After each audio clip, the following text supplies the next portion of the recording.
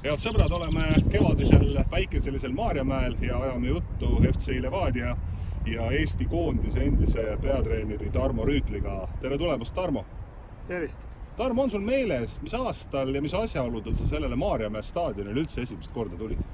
No, seoses ikka enda mängimistega oli 72 aasta vist, kui see oli Norma staadion ja Piiruna, Normasse ma vaikselt liikusin, nii et seoses Normas mängima hakkamisega siia tulin, et siin aianurgas, kus praegu need vagunid, siin oli üks niuke putka, kus Piiriunn ütles, et kurat, paneme musta mööbli sisse, lähed siia elama, kurat, nii et ega ma oleks vaata, et siin elama hakkan. Nii et jah, see oli päris ammu, aga seoses Norma meeskonnaga, jah. Aga mulje sellest staadionist mere ääres Pirita linna osas, ma kujutan ette, et oli kohe esimese hetkega, et super. Ei no loomulikult sellepärast, et see oli ju omal ajal ju ainuke jalgpallistaadion Eestis, kus ei olnud need jooksuradasid ümber ja see vana ehitus, mis nüüd enam ei ole, aga see oli ikka niisugune legendaarne jalgpallistaadion, mis ma Piiriunu eest tänu tema energiale ja aktiivsusele ta siia tekkis. Palju neid mänge ja väravaid võis sulle sellelt staadionilt koguneda? See on niisugune, kes seda oskab öelda, sellepärast, et ega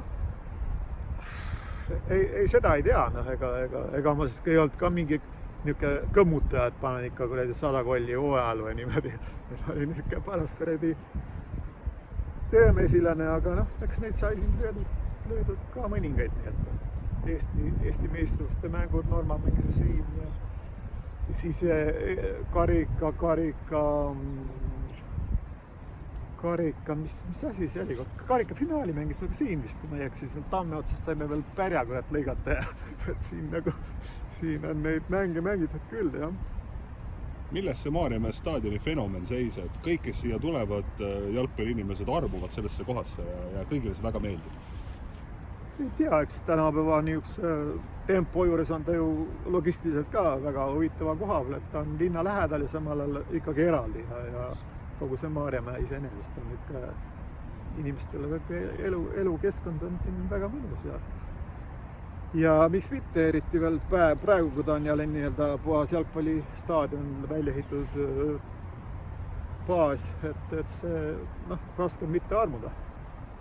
Täna on see FC Levadia treeningkeskus, siin mängivad nii Levadia noored kui ka FC Levadia esindusmeeskond peab oma treeninguid. Sina olid Levadia peatreener aastatel 2003 kuni 2008. Meenutame natuke, kuidas sa Levadia klubisse üldse jõudsid?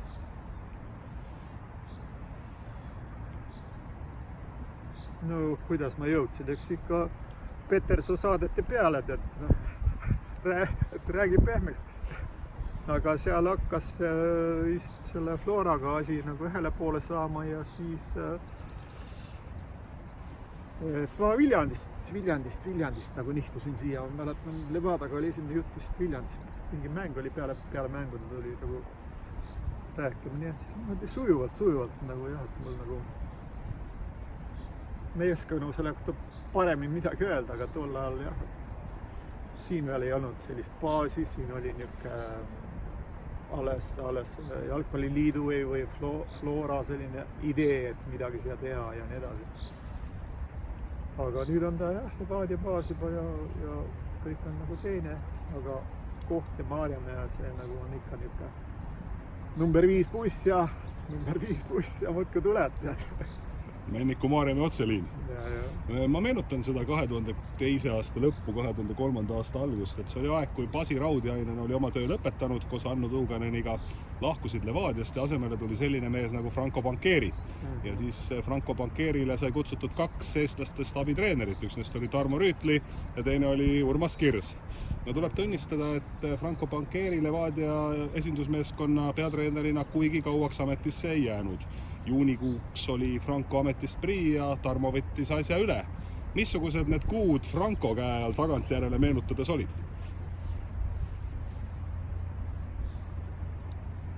Nagu ikka, eks seal niisugune keeleprobleem oli, ütleme, Itaalia keelega polnud varem kokku puutunud ja see ütleme, keeleõpe oli tegelikult väga huvitav, et isegi kahetsen, et see nii nagu suht varakult ära lõppes.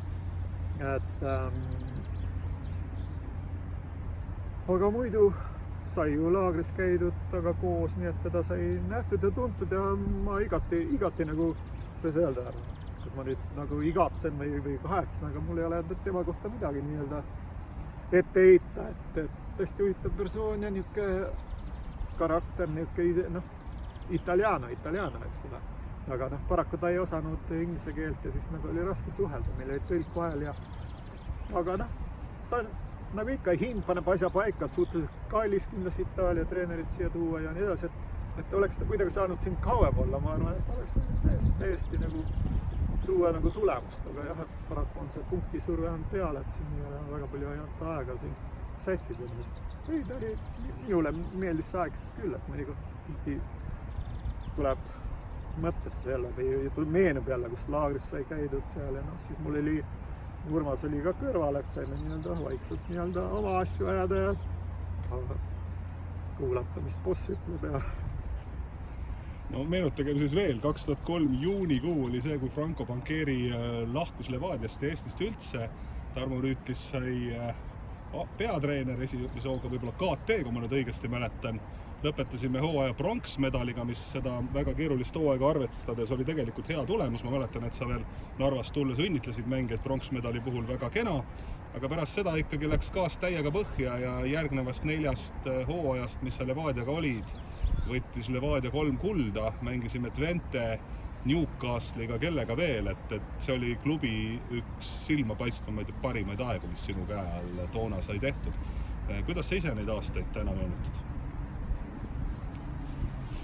No muidugi need tulevad meelde need nii-öelda nagu niisugused kirsid tordi peal või sellised, aga mis nagu üldiselt ikkagi meenub see meeskond ja see sulam ja need mehed, kes siia nagu kokku olid saanud, et see pigem niisugune müts maha meeste ees, kes nagu kõike seda tööd tegid, ega minu asi oli nagu ma olen võib-olla seda võrdlust kusagil öelnud juba, et nagu ise mõtlen, et nagu minu asi oli mitte nagu moosi ära nagu rikkuda, vaid lihtsalt see materjal oli niivõrd kihvt ja need kutid, kes seal nii-öelda tulid veel juurde ja lõpuks me saime ju seal kelle me siin veel saime, Zelinskid ja Lemsalud ja jumala eest, et nagu siit tuli rääkimata sellest, kes olid Nahk ja kõik see noor põlvkond, kes tuli peale, Vassiljev, Kruglov, Dmitrijev,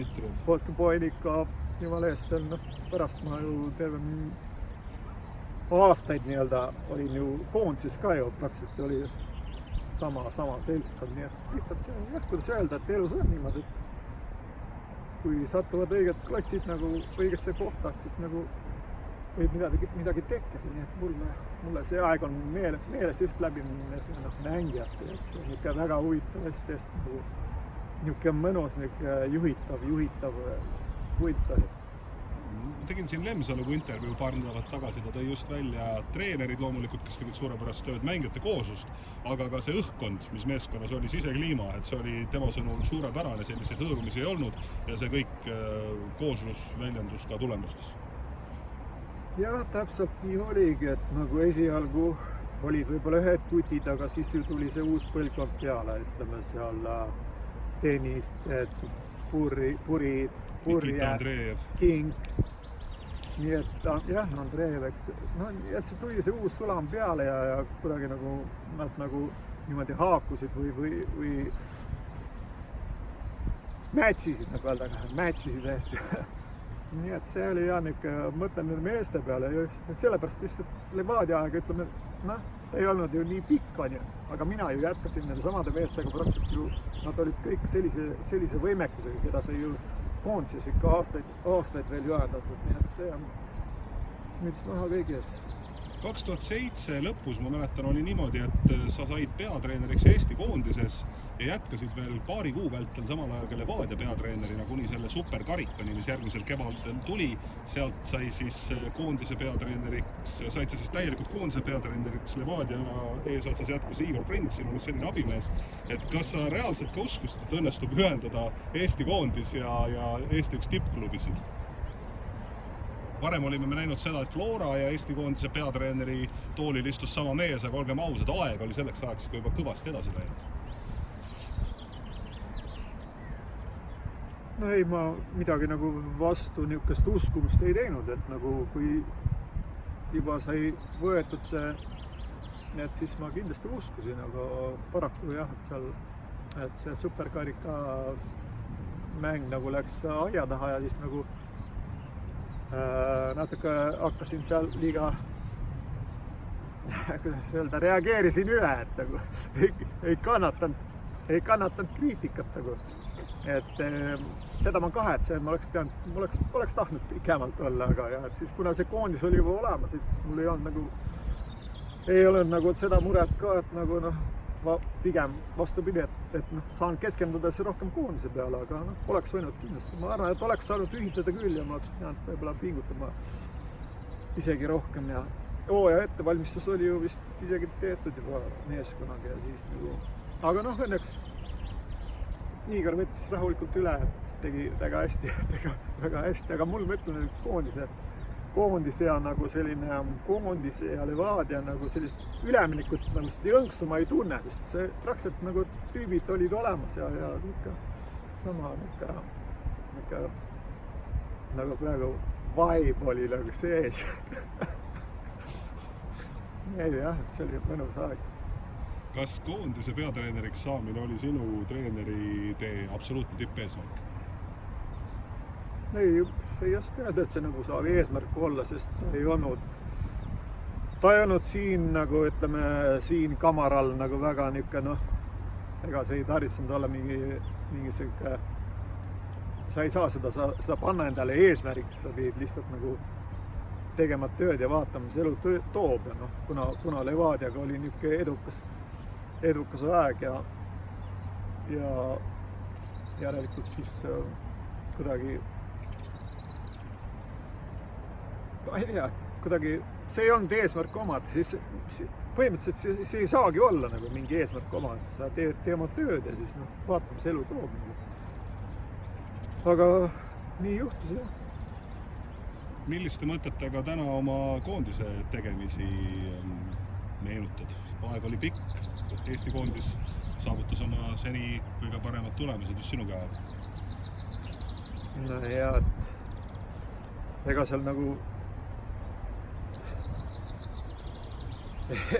midagi häbeneda ei ole, aga ütlen ausalt, et kogu aeg nagu meenuvad jälle need kutid, et seesama tuumik ja paljud, kes siit Levadiast tulid kaasa ja seda võin kiirelt üles lugeda, aga ma ei hakka, te teete ise, kes oli see, kes tassis seda värki seal ja niisugused värke, see sõltub, et peab nagu klappima, peab klappima jah, nagu mul klappis ja ma olen mitte, mõnikord vaatad koondise mängi ja siis vaatad, kurat, ikka päris hästi saime, kutid mängisid ikka nagu siidi, et nagu, kui siin mõnda videot võtad jälle krütid, et selles mõttes mul midagi nagu kahetseda ei ole, aga jah, et ega midagi seal nagu ei, võib-olla see, et ma põhimõtteliselt oleks võinud rohkem olla, oleks tahtnud kauem olla, aga kahjuks on meil jah niimoodi, et vaata niisugused kuradi pinged kuskil mujal tekivad, kuskil meist mitte olenevatel põhjustel ja et kogu aeg on vaja midagi ja keegi arvab, et kusagil tuleb mingisugune nii-öelda juhtub mingi ime, tavaliselt ei juhtu nagu, et oleks võinud olla kauem ja, aga paraku otsustati teistmoodi. Täna on sinu väljakutseks retro ehk siis paljud endised Eesti koondised, aga kui tuleks pakkumine ikkagi sellesse suurde mängu veel tagasi tulla, kas klubi või koondise tasemel, kas sa võtaksid seda vastu või vähemalt võtaksid seda kaaluda? Eks neid rolle on ju jalgpalli juures ju erinevaid, et nad siin ei ole ju lihtsalt, et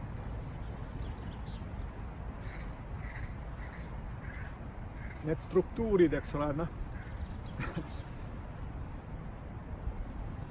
et kuidas see vana kuradi Savisaare nali oli, et kusagil struktuurides on kallutatud jõud. Ühesõnaga struktuuridesse ma mahuks kindlasti on ju, sellepärast, et tihtipeale on mingit inimest, kes näeb kõrvalt, kes oskab midagi öelda sellist, mitte et ma tuleks ja näiteks kus siseküljel sööta mängida või midagi sellist, aga struktuurides saaks hakkama küll või ma arvan, et must oleks isegi kasu, sellepärast noh, ega mul on ikka juba suur juht ja õpetaja Poolak ütles, et mul on hea üldistamisvõime ja tegelikult ma suudan ka näha niisugust suuremat pilti ja üldistada, selles mõttes ma võiks nii mõnikord head nõu anda, aga kui on niisugune punkti pinge ja ütleme see oratagumisvariant, see ei ole nagu väga tervislik, sellel ei ole mõtet. No siin me seisame ja meenutame ilusaid aegu, kui rohi oli rohelisem, meri oli sinisem, mehed olid rauast ja Levadia tuli ühel ja teisel ja kolmandal aastal järjest Eesti meistriks. Aga viimased 5 aastat ei ole meil need tiitlid tahtnud siia Maarjamäele kuidagi tulla. Oled sa kõrvalt vaadanud, et mis on Levadial puudu jäänud, et me oleme küll selle igavese teise staatuse juba saavutanud 5 aastat järjest, hõbedal on muidugi omamoodi stabiilsus, aga me ei saa sellega rahul olla. No jah, kindlasti on ambitsioon võita on kindlasti alati olemas, sellisel meeskonnal tuleb kevad kätte ja hakkab hooaeg ja kindlasti loodad jälle, aga ma mõtlen, et see oligi mul nagu üks ütleme ajand, et miks ma ütlesin, et ärme teeme seda Zoom keskkonnast, vaid ma tulen siia nagu, et äkki ma annan mingi positiivne kick in the ass või kuidas, et selles mõttes ma küsimust enam ei mäleta, aga ma tulin siia hea meelega, sellepärast et mõtlesin, et jälle tuleb hooaeg ja jälle nagu hakkab otsast pihta. Et ega siis aastad ei ole vennad ja kunagi, kui ma alustasin Levadias, mäletan, Kuusk kutsus mu Kadrioru Statkale, tegime ka mingi intervjuu, seal oli just see eelmine värk oli seal nagu see nii-öelda Flora ütleme, valitsemise aeg ja siis ta midagi küsis, et mis sa nagu usud või mis